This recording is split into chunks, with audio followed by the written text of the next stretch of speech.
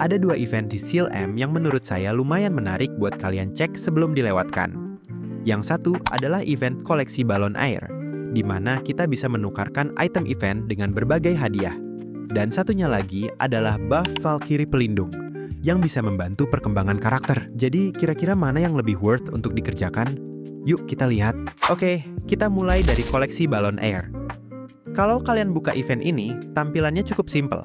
Kita punya satu item utama berupa balon air, dan item inilah yang nantinya digunakan untuk melakukan penukaran.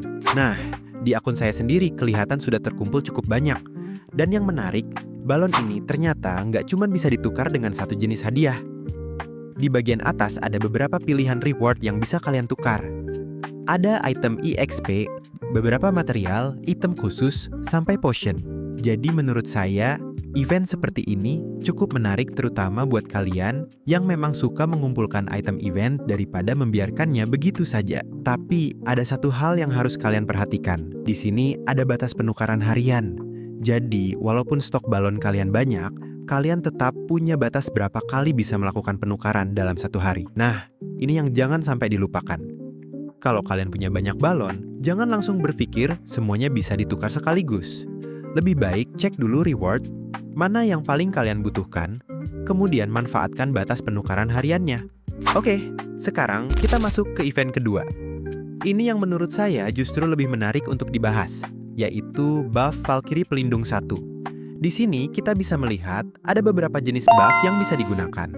Ada peningkatan EXP dan beberapa efek tambahan lainnya.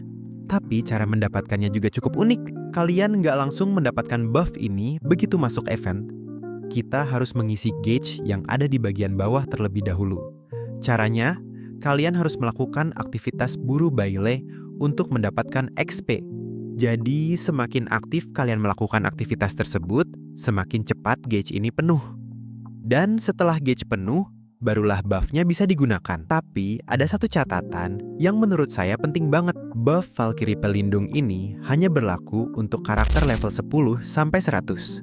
Jadi, buat kalian yang masih berada di range level tersebut, ini bisa menjadi tambahan yang cukup membantu untuk mempercepat progres. Jadi, kalau dibandingkan, dua event ini punya fungsi yang cukup berbeda. Koleksi balon air lebih ke mengumpulkan item kemudian memilih reward yang kalian butuhkan.